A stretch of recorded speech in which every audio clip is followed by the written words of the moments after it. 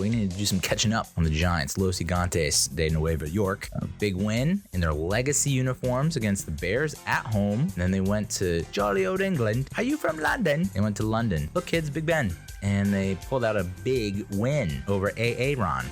Wow. I missed it live. Had to do a little bit of a quick catch-up because I was flying home from South Carolina. So we'll get into the Giants-Bears, Giants-Packers, and look ahead at the upcoming schedule. Got Giants-Ravens. Oh boy, the Wink Martindale revenge game. All right, let's talk New York football. Giants. Let's talk Giants. I was unable to watch the Giants-Bears game. I was down in South Carolina, and they don't have the game. They don't carry the game down there. Tried to hoodwink YouTube TV by using a NordVPN or whatever to change the home area to New York, and that did not work. And it only took me about an hour and a half to figure that out. Luckily, I was able to listen to the game on my phone because I have some kind of Sirius XM account. I think that works with that. So I was able to listen to Bob Papa and Carl Banks, two of the best to do it. Although Bob Papa, serious mistake, jinxing Graham Gano towards the end of the game, and then Gano misses it, and we're only up by 8. Oh boy.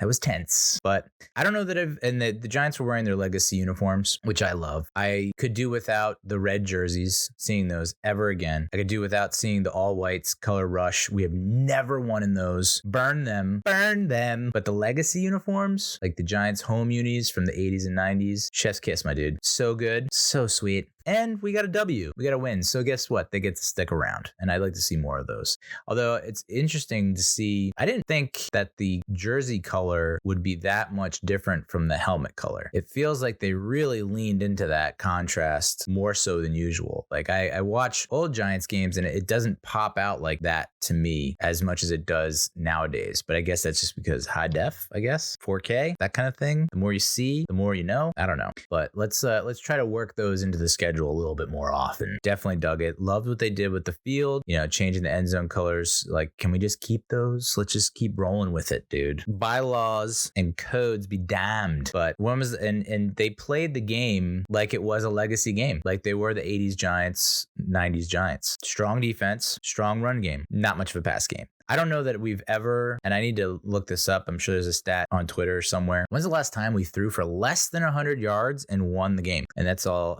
a tribute. 71 passing yards. Whoa, dude. Like, that is a drive for Aaron Rodgers. And we'll get to A-Rod in a little bit. But that's like a drive for Mahomes, Brady. It's a drive. And we did it through 4 quarters. Of course, didn't help that Danny Dimes went down with an ankle injury, a severe ankle injury that put our quarterback situation in great peril for the game against the Packers, compounded by the fact that Tyrod Taylor comes in, throws a pick, but ends up getting a crucial first down and is knocked out of the game with a concussion. And with the concussion situation, everything that's happened after Tua, the updates to the protocol, like Teddy Bridgewater went down with what was considered to be a concussion. I don't think it was as serious as Tua's. I mean, you can just use your eyeballs and you can tell it's not as serious. But I think if Tua doesn't happen, that Bridgewater goes back in that game. So I don't think the Giants were going to take any chances with Tyrod Taylor. And then, so we just, Brian Daboll and Mike Kafka just calmly, collectively decide, let's just do the Wildcat with Saquon. I'll draw up some plays on the sideline. We good. We Gucci. It's like, what? And it's successful. And it like didn't backfire, all positive. And they decided to keep it for the Packers game as well, which I totally agree with. I think you need to, why get rid of it? It's worked almost every time we've run it. So 71 passing yards. Holy macaroni, dude. 262 rushing yards. And that's really the main takeaway from that game. 262 rushing yards led by Saquon. Saquon is back. Big time, dude. Big time. I'm talking, this is like, his rookie year was awesome. This is better than his rookie year. I mean, he won Offensive Rookie of the Year that year, pretty sure. And he looks better than he did his rookie year. I mean, he's just making supreme cuts. Just some deli thin slice cuts, my man. And he's got to be in the running for, I don't know if he can be comeback player of the year. I've stated before that I have a future on that for him to win, even though I don't know if he can win because he technically came back last year. I don't know, but I got him for that. I got Daboll for Coach of the Year. I mean, McDaniel was in the front running, was the front runner for Coach of the Year, but then Tua goes down and then they lose lose 40-17 to the Jets, which through no fault of his own. Bridgewater goes out, and then you have like a 7th round rookie come in, and it's like, even the Jets are turning things around, and good for them. But in addition to Saquon being officially way back, so back that he's now ahead of everyone else. He's a front runner, or he leads the league in scrimmage yards or something like that. And that's a huge testament to the offensive line. The offensive line looked like hot garbage against the Dallas Cowboys. And since that game, they've only allowed 2 sacks, once against the Bears, once against the Packers.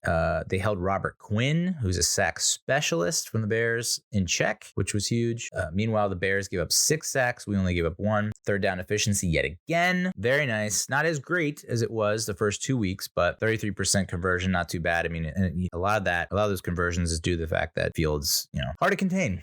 Dude can scramble, and he can pick up chunks with them legs, them stems. But the bigger note on third down efficiency is that we converted 42% of third downs, which is, we haven't seen those numbers in a long time, my man, long time. And then we continue to dominate time of possession, which is so key. The longer you can keep other offenses off the field, the better. They go cold, right? And they can't operate as efficiently. So the more clock we can kill, the more soul we can sap out of our opponents. Justin Fields only completed half of his passes for 174 yards. And there's plenty of tape out there, plenty of game film that shows him missing reads, missing open guys, possibly missing a touchdown or 2. But that's what happens when you get pressure. Quarterbacks don't think clearly. Even Tom Brady, that's how we beat the Patriots twice, was we got consistent pressure on him and disrupted his rhythm and his flow and his confidence. Of course, the run defense, not great. With not having Leonard Williams, huge. Khalil Herbert averaged over 4 yards a carry. Justin Fields, he's picking up 7 yards an attempt. So that is somewhat concerning, but it's not at the point where where it was, I think a few years ago, it might have been 2017 possibly, where we just, it was, you could run at will and there was just no stopping. It was literally every play is going for 6-7 yards every single time. Versus now it's like maybe they give up a big run here or there, but when the chips are down and they're pushed up against the wall, they're coming up big against the run. And I think that's the critical difference there. Darnell Mooney, who I kind of wrote off a few years ago, is like, he's a legit dude. He's a legit receiver. 4 catches and 5 targets and 94 yards. The big news, dude, Treston Ebner, 2 fumbles, 1 loss, and Velus Jones with that fumble on the punt, losing that towards the end of the game. That was big time. Adoree Jackson had the pick. That was more of a Hail Mary from Tyrod Taylor, who thought he saw something, thought he got a free play. It was not a free play. And if I was in a better location spot, my normal tweeting spot, I'd tweet that it looks like Tyrod Taylor is our best punter, because I know that Jamie Gillen is a Scottish hammer. He can crush the ball, but in terms of getting inside the 20, he ain't no Weatherford, he ain't no Feagles. So something to work on and improve on. A guy, the linebacker that I wanted the Giants to trade for, Roquan Smith, led the team for Chicago in tackles. I think it was 8 total, so 6 solo, 2 assists. Adoree Jackson had himself a day. But like I said, 0 tackles for loss. That's a big stat. And only the 1 sack. Again, huge. And of course, the Bears signed some kicker no one's heard of before off the streets, and he goes 4-4. And our guy, Gano, who's Mr. Automatic, also Scottish, I believe. Love the Scots, dude. I'm a little Scottish. I don't know if you know that. I always lead in the intro with I'm Italian, I'm Irish. I have a little bit of Scot in me. That would explain the anger issues. So, Trenton Gill, the Chicago's punter, lands 3 inside the 20, and it would just be nice to see Gillen kind of get into that rhythm, that flow. But that last punt he had where Velus Jones fumbles, that is all Jamie Gillen. I mean, it's great that you get distance, and we love the distance, but if you're punting 60, 65 yards and the guy's returning at 20 plus yards, you're almost better off. Let's get a 40, 45 yard punt, but put some serious hang time on it. And if you can get right in the middle there, that's the sweet spot. Like if you can get a guy retreating, and that's exactly what happened. It was a punt that we absolutely needed. And you can tell with a lot of other punters not named Feagles or Weatherford, that could be an issue where it's like you shank it and all of a sudden the Bears are in Giants territory, didn't have to do anything. or you smoke the ball, but then you give the guy plenty of time to catch it, and he's got a lane or plenty of runway to work with. So I like where Gillen's. I think he's becoming an essential asset. I mean, who knows what Riley Dixon would have done in that situation? You know what I'm saying? So like I said, Jones only 8 of 13 for 71 yards. Tyrod Taylor, who everyone wanted to replace Jones after the preseason, 1 of 3, 11 yards and a pick. Barkley, 31 carries, 146 yards, averaging 4.7. Hell yeah! And of course, you have to love the boot calls from Kafka with Jones. 2 touchdowns, pretty much identical, the same plays. You know, boot fake play action right, boot left, and you have Bellinger down there. And I just saw a tweet about Bellinger. Fairly low-key, under the radar, underrated draft pick. We got him in the 4th round, 5th round, and that's one of the picks. I believe that's one of the picks we got from the Bears in the trade that landed them Justin Fields. I saw someone tweeted that. Like, in that trade, the trade's pretty much finished now, completed. All the elements are there. Bears get Fields. We got Bellinger. I'm like, I don't know. 3. Kadarius Toney. What was the other one? Look this up real quick. Aaron Robinson, Evan Neal. I mean, what a haul. Aaron Robinson's like, that's tough. And the jury's out on Toney just because he can't stay on the field. But goddamn, when he's on the field and they actually learn how to call plays for him, I don't know if I'm that big a fan of the designed plays so far. I'd like to see him get some work into like a play that's not scripted for him. That would be great, because I think once he's on the field, all eyes are on him, and it's like they're kind of keying on him for design plays. And so I don't think a lot of them have worked out, even though, some of them should be shut down for losses, and he manages to pick up positive yards. So, dude, I'm pulling for Kadarius Toney. I want him to succeed, but it's like, I don't know, you got to get your body right, my man. So I'd say we won that trade big time, and Bellinger is a major reason why. His stats are not going to make your eyeballs pop, right? Nothing that's going to blow your mind too much, but great blocker, steady hands. He's not this Travis Kelce player that he was hyped to be for some reason at one point, just because he attended like the tight end school or whatever. But Mr. Consistent, dude, he shows up every week, and he has either a key block or a key catch, and he did it again against the Bears. The Bears. So he led the team, 3 catches, 23 yards on 3 targets. Tanner Hudson, kind of also a low key acquisition. I mean, he's not dropping panties per se, but he is showing up and he is contributing to this offense. And they had to, because their wide receiver room is a goddamn mess. Slayton suits up, only gets 2 targets, 1 catch, 11 yards. Galladay, 1 target, no catches, no yards. Holy shit. And then he has an mystery injury, and doesn't make the trip to London against Green Bay. Saquon, only 2 targets, but 2 catches, 16 yards. And then the defense coming up big yet again with forced fumbles. Jod Ward with a forced fumble. Tate Crowder, Azeez Ojulari.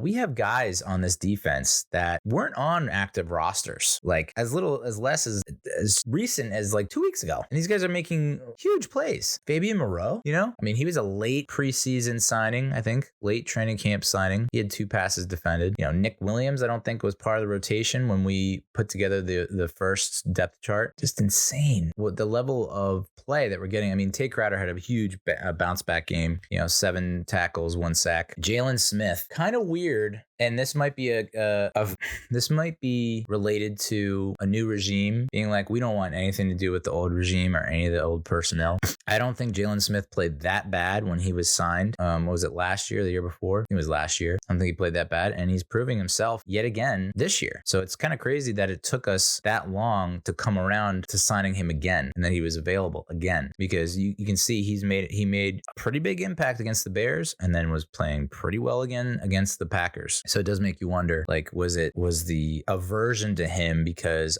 he's a Joe Judge signing or Dave Gettleman signing? Like, we can't have that in the clubhouse. Like, I don't know, dude. He's pretty much a step up over Austin Calitro, like a few steps up, a few notches above. So I very excited about that win. It came down to the wire, obviously. Even that like last drive, the last second play after the missed field goal, it was like I had visions, sweaty flashbacks of and they keep playing it too. I don't know if it's a commercial for like next gen stats or whatever, but they don't show the actual video. They just show the X's and O's with the audio call, the radio call. And so I have that running through my head, when the Dolphins versus the Patriots from 18, 19? I don't know. Where it was like last play of the game and they just kept like lateral. And then Rob Gronkowski is the last man standing of defense, last line of defense for the Patriots as the Dolphin, I forget who it was, Kenyon Drake maybe, takes it to the house to win the game. So I was like, that was definitely flowing through my veins as that last series was going on. But big win, wasn't pretty, but that's what we do, dude. We're ugly and I fucking love it because it makes it's reviled by their style of play, the Giants. If you're not a Giants fan and if you're just a football fan or you member the media, you are barfing out your butt over how we're playing right now because it's so ugly, but it gets wins, gets W's. That's all we care about. So of course I didn't record last week because I was down in South Carolina visiting family and I just didn't have my usual setup on my equipment. I thought about it, but then I was like, this is going to come across as amateur hour. Not that this is that much more polished, but if I had to give a prediction for the Packers game, I think the line was at the Giants were +8. Tempted to take it because I was like, it is in London. I think if this game is played in Green Bay, I don't think we win. I just think that environment and the comfort level that Aaron Rodgers has there on his home turf, I think the fact that this was played in London gave us an advantage. Even though it seemed like most of the crowd, it was essentially a Packers home game because I think there were more Packers fans than Giants fans. And you could hear that. I mean, they were playing Go Pack Go, which I don't hate the Packers like I hate the Rams or the Eagles and Cowboys. And that Go Pack Go gets me every time. I caught myself coming there like, Go Pack. Jesus, what are you doing? But yet again, we win the battle on the ground. We outgained the Packers in rushing yards by a good 31 yards. We're averaging 5.7 yards per play. Again, only the one sack allowed, which I tell you in that first half, I flew back from South Carolina. I originally was supposed to take off at 6:05 in the morning and land at 7 something. And I figured I could get back in time for the start. And of course it got delayed to 7:25. And so I didn't land till 9. And then I missed the train. So I didn't get home till like 11 something. So luckily I recorded the game and I was able to play catch up. And the first half was kind of playing out as like, we're not playing that poorly and we're fighting and we're scratching and we're still kind of within that one score range. So we're right at what the odds makers had us at. We're right in that +8 range. And it just felt like, my thought process going to the game was like, I think we can keep it close in the first half. And then the second half, it might be Rodgers just running away with it. Couldn't be more wrong. It was like we stuck with it in the first half, which was kind of in line with what I was thinking. And then I just kept seeing, as I'm watching, I'm like, all right, here's where Green Bay takes over. Okay, here's where the Packers put the smack down. Okay, here's where they pull away. And it was like, every time I said that or thought that, Giants make a big stop. Giants get off the field on a third down. Giants convert. Saquon Barkley goes down, and I'm thinking to myself, well, that's it. Our definitive number one weapon is now not on the field. Like, what are we gonna do? We didn't have. It's insane that I'm saying this right now. We didn't have our top 4 wide receivers: Kadarius Toney, Kenny Golladay, Wan'Dale Robinson, Sterling Shepard. This same exact thing happened in 2017, where all of our receivers died in 1 week, and then Eli Manning was left with no one to throw with. If this is not a testament example of why coaching matters, I don't know what to tell you, dude. You wonder, like, if Eli had a coach, an actual coach, and not Ben McAdoo, but had a Brian Daboll and a Mike Kafka, what he could have done with that friggin' team. And as much as people are like, look at what Daniel Jones was able to do with no receivers, you have to give it up for Kafka, and what the play calls that he comes up with are just unreal, dude. And it's good to see Darius Slayton back in the mix and getting a lot of targets. 7 targets, 6 catches, 79 yards. I mean, and the one target that he missed was just, he just got to get his head around. And I think that's just not having enough snaps in game snaps, but you can see what the dude can do. And that kind of is a little infuriating to see what he did against the Green Bay. And then he was a healthy scratch against Tennessee. Like, what? That's what's a little confusing and befuddling. If I have one, Nitpicky Neal, how you doing, bro? I like to nitpick. So Nitpicky Neal, come on, you have the mic. Go ahead, Nitpicky Neal. Yeah. So, I don't like how Daboll and Kafka do that. It's like, all right, yeah, I get it. If there's one knock against them, it's like not putting Galladay on the field, not putting Tony on the field, not putting Slayton on the field, and running with literally Richie James, David Sills, and I mean, they had Marcus Johnson, who was like on a practice squad last week. It's just insane what they're able to do. So I'm I believe in Dayball and I believe in Kafka. It's just, but it's kind of like, what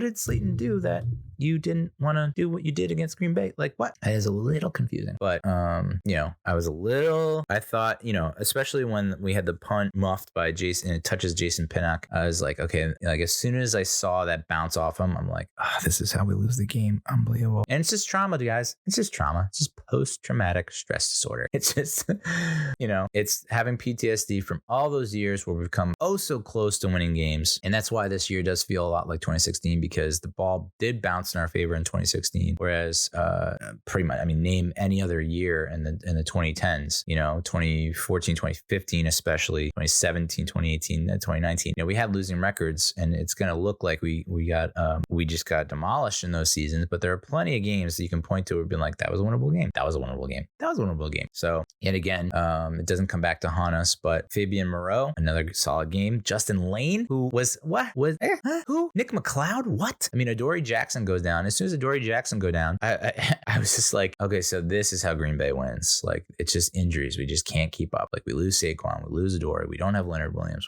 Azeez Ojulari is out. Top 4 receivers are out. Like, we're dropping like flies over here. And like, this is how it all comes undone. They're just gonna pick on McLeod. They're gonna pick on Lane, and that's gonna be our undoing. And lo and behold, McLeod steps the F up. Lane comes up big. You're saying to yourself, and Fabian Moreau, it's like guys that would what? And I think that's just can be tied back to the job that Wink Martindale is doing with this roster. And that's why a lot of Giants fans are like, the 4-1 record is awesome. We're the worst 4-1 team in NFL history. Hell yeah. Love winning ugly. Love winning when no one else thinks we will. Best underdog story going right now. But it's like, this is great, but we're even more hopeful for the future now. Like, our expectations for the future are cannot be like true to roof, true to stratosphere, true to universe. That's how big time the expectations are, because imagine if they had salary cap and they could make the moves they want to make, and they don't have to cut players, like great players like James Bradbury and Blake Martinez, because they had these awful contracts, and Kenny Galladay contract, which has hamstrung the team. Can you imagine if those weren't a factor and they had salary cap and they had, everything at their disposal, free reign? It's like, whoa, are we talking dynasty here? So yeah, I'm getting a little ahead of myself. Head is massive right now with all the possibilities. Julian Love, I think he had a concussion last week, had to leave the game. He leads the team in tackles, had a tackle for loss. Yet again, I have to talk about this. Why didn't Julian Love see the field at all, like in 2019? What the hell was Pat Shurmur's staff thinking? What the hell is Joe Judge's staff thinking? It just goes to show you what a good coaching staff can do for your team. They can take guys who are overlooked for whatever reason and be like, actually, no, this is a good player. Not sure what the hell the previous coaching team staffs were thinking, but these guys are good, and we're going to play them, and they're going to play well. It's like, that's just... It's insane. It makes you think, like, what, you've had a lot of haters on Daniel Jones I was a Daniel Jones defender, and then he came out in that first half against Tennessee, and I was calling for his head. I was like, enough is enough, dude. I think enough is enough. And I think this is the end of Daniel Jones. And then since then, again, the numbers are not going to show. And I think that's why a lot of the national media hasn't really come around on it yet, is because if you look in the leaderboards or whatever, you're not going to see Daniel Jones anywhere. But if you watch the games, I know that's like, you could say that about any player on any team, I guess. But if you watch the games, like that Dallas game was a coming out party in a certain respect, being gritty, being tough, and, having been pressured the entire game. Then, getting hurt against Chicago, not having his receivers, but managing to still make plays with his legs, even through a key block, on that long Barkley run, just finding ways to win the ball game. And the big difference this year, game-winning drives, being down, coming back, and actually winning. That was something that we didn't see in 2019. He had the opportunities to come back and win the game, and when it counted, and when he needed to make a play, he didn't. He instead he'd throw a pick or fumble or come up short. So that's a huge turning point in his career. Is he's able to do this now, where he's able to avoid the big mistakes, and he goes down with the ankle injury and you're saying to yourself, okay, I think a lot of Giants fans said this, where is this just another, or is this a rerun of what happened in 2020 where we're going on a run, we're gaining momentum, then he gets hurt, he comes back against the Cardinals probably prematurely. He was not even close to 100%. You're not able to use him like you typically are. And you saw what happened. His game, is diminished. His capabilities are hampered. And so he's not able to perform his best. Meanwhile, he comes back for this game. He's still got the ankle injury and looked completely different than that Cardinals game in 2020, where it's like the coaches, Kafka, Dable, dialing up great plays, and then the players execute those plays. I think it was Bobby Skinner who tweeted out, he's like, how many times have we run like a tight end reverse or sweep with Evan Engram and it's sucked almost every single time? And then we run almost like a Philly special double reverse with Bellinger where he had the option to throw and was looking to throw and he scores. And it's just like, we've never had a play like that. And anything even remotely resembling that would always end in catastrophe. So it's a little weird feeling. It's definitely weird to see that, and you even have like PMT, or PFT commenter from PMT saying like, wow, the Giants are actually fun to watch. And it's like, yeah, this is fun. I'm having fun. So, sucks to lose Adoree Jackson. I don't think it's going to be serious. There was talk about Leonard Williams possibly playing. He ends up being ruled out. And so, all that coming together, you think, okay, well, any hopes we have of having an upset are out the window. And then, you have guys like Nick McLeod step up, Tony Jefferson, Jalen Smith, Justin Lane. Like, what the fudge? So, and Rodgers was having his way with our defense in that first half.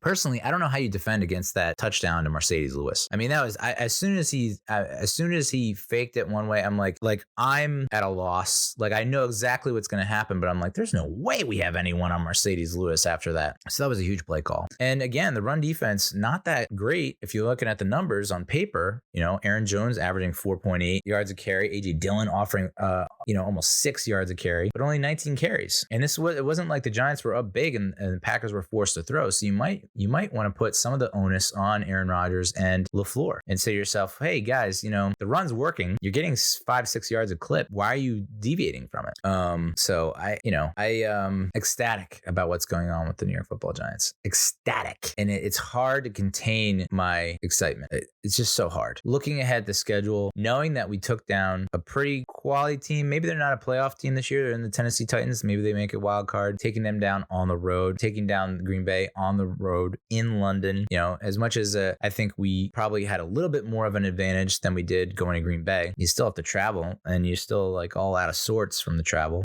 So dealing with the same conditions that they are and taking care of business, like executing, not making huge mistakes. The offensive line, like I said, deserves a lot of credit. There were people, myself included, who were like, we just have Andrew Thomas as a lineman and that's it. You can strap the other 4 to a rocket and send them into a black hole. And since that Cowboys game, have responded in a big way. So you can only imagine what can happen if we do get Shane Lemieux back, or if we do get Nick Gates back, because Nick Gates is back in the facility and I think he's suiting up and he might be practicing. And maybe it did just take us a good 4 or 5 weeks for us to really find our identity and be able to. Now it'd be nice to put a whole game together and not just a half. I know it's great that we're a second half team, and I gotta say I would prefer us being a second half team versus a first half team, because it's all about how you finish, not how you start. But there's a lot to be hopeful about. I can't believe the amount of negativity I had going into the season. I didn't think we were going to win a game just based on what I was, the vibes, and watching some of the preseason games and thinking to myself, whoa, like, did we make the right decision in Brian Daboll and Mike Kafka? Like, did we make the right decision? Because it doesn't feel like it. And even that first half of the Tennessee game, I was like, this is going to be such a long ass season. And now we're 4-1, still in third place in the NFC East, just because the NFC East is a beast this year. The Eagles look like they're absolutely legit. The Cowboys, are absolutely legit. And so we are the third best team in the NFC East at 4-1, which is nuts. But I think that says a lot about, I think we got a great shot at that second wild card. I really do. I think both wild cards are going to come out of the NFC East. The West is a goddamn mess. I don't know the Bucks are really like that formidable or intimidating. We just took care of the Packers. I think the Vikings maybe might be a team that kind of flies under the radar. They have a tendency to win ugly as well, so maybe they are a team that we have to look out for. So that's going to be a huge game coming down the stretches. Like, let's take care of the Vikings, and then we'll get that tiebreaker, bro. But can you look at the upcoming schedule, please? Can you pull it up? Just go ahead and pull it up. Yeah, thank you. Home against the Ravens. Now, I just watched the Ravens play the Bengals at home. They aren't great at home. They lost something like 5 straight. Their defense has suffered since Wink Martindale has moved on. Now we got Wink Martindale. It's the Wink Martindale revenge game. Hell yeah. And you got to feel like pretty good about our odds and our chances against the Ravens, having Wink, like, he has such great success against offenses that he doesn't have intimate knowledge of. And now he got intimate knowledge of his former team. Feels like we're gonna push Baltimore, and this is gonna be a barn burner. I think it probably will be low scoring. I hope, because I don't know that we would not win in a shootout. I don't think. And given that the Ravens like home losing streak, I almost want to play in Baltimore. What? Hot take. But glad we're playing at home, and hopefully we get some guys back from injury. Hopefully Leonard Williams makes his return. Azeez Ojulari, be nice to get him back in the mix. I think Aaron Robinson's done for the year, so that is a little bit of a tough pill to swallow. But the guys that have come up in his stead, next man up, have been doing the damn thing. So interested to see what Wink comes up with. Do you continue blitzing at a record pace, knowing that Lamar is elusive as hell and is probably going to gash you if you don't have a spy that is capable of keeping up with him and mirroring him and meeting him before he gets out in the open? I don't know. Other than Lamar, though, it's like, I guess Mark Andrews, the tight end, could be an issue. Landon Collins could suit up. So do you just put Landon Collins? You say, hey, Landon, that's your dude right there, 89, Mark Andrews. You need to undress that motherfucker. Like, is Landon up to the challenge? In coverage, we know he's good against the run in the box, but like in coverage, he's been kind of So it's like you put Landon on Mark Andrews, jam him up within that 5-yard buffer, and then have someone over the top, like maybe a Julian Love, or I don't know if you want to put McKinney, maybe McKinney over Andrews as well, and then you have Love free range deep. It's exciting, though. Love a good challenge, and I think this is going to be a huge challenge for us. We win this game? Oh, boy. We're now 5-1, and I think most of the league has to take us seriously. You beat Green Bay in London. People are like, I was in London, whatever. If that's in Green Bay, I don't know. So I think people have stood up and took notice, like, oh, okay, whoa, upset. And then if we beat Baltimore, it's like you got to start. I think that's when people start taking it seriously. But then I look at the rest of the next 4 games after the Baltimore game: at Jacksonville, at Seattle, home against the Texans, home against the Lions. Now, inflated ego me, and I think most Giants fans, we take Baltimore and we win, even if before the Baltimore game. You almost look at that slate and you say, yeah, 4-0. Knowing, like, seeing what we've put up against better teams, 4-0. But word of caution, my friend, the Jags have come close to beating some teams. Like, they just lost in the opener to the Commanders. I think they gave Philly a ride for their money. They played tough football. They played close football. Same can be said about the Seahawks. Like, Geno Smith is not the Geno Smith of old. He's not, fumbling in the red zone and throwing picks in the red zone for the Giants, 2017 Giants, Geno Smith. I don't even think he's a flat earther anymore. That's how much he's progressed, so he's looking like a different quarterback. So how are we going to be able to handle him? Trevor Lawrence is, I think, getting better under Doug Peterson. That some bitch cost us a playoff spot in 2020. So it's a Doug Peterson revenge game. How you doing? And then, at Jacksonville, at Seattle, doesn't those feel like trap games? And even the home games against the Texans and Lions, those feel like trap games. Those 4 games, I mean, back to back trap games. How the hell does that happen? But I can see it happening, because especially if you beat Baltimore, you walk into Jacksonville thinking you own the joint, and then you walk away with like a 23-20 loss because we got away from what makes us tick and makes us click. So in the Texans, like, everyone's shitting on them. They just got their first win, tied Indianapolis, and they took a bunch of other games down to the wire. So they're not a pushover. And as much as the Lions got smoked against New England last week, they put up a hell of a fight against Philly. We're in the game to the end, and played the Packers tough. I think the Packers tough, but they've played some really tough football, and obviously had a stumbled against New England in New England. But I think sometimes that happens. You just have a really off week. But all 4 of those teams, as much as I want to just quickly like chalk up a W against all 4, those are trap games. Every single one of those is trap games. But goddamn, it's hard not to get my hopes up and look ahead and be like, by the time we go in to Dallas for that Thanksgiving game, there is a very good possibility. I don't even want to say it, but I have We could be 9-1. We could be like 9-1, 8-2. I mean, you heard me after the Tennessee game. I was penciling in 7-3 by the Thanksgiving game, and I had to like kind of reel myself in. I was like, it's a complete overreaction. But we're sitting at 4-1, could be 5-1 after the Baltimore game. And even if we're 4-2 and we put up a fight, I'm still feeling good about our odds. I'm still feeling good about going into that Dallas game in Dallas. So that said, the last time we got off to a 4-1 start, 2009. What happened in 2009, my man? Yeah, not great. I think we finished 8-8. Yeah, we went 4-7 down the home stretch. So really hoping that the injuries don't continue to mount, because I don't know, once you get past this next tier of players and then they get injured, I don't care who's coaching. That's going to be pretty rough. So, but if I have confidence in anyone, it's this coaching staff. Even though some of the decisions on the offensive side of the ball make your head ring, ding ding dong, ring a ding ding ding dong. Shout out Dr. Dre. So that's the Giants.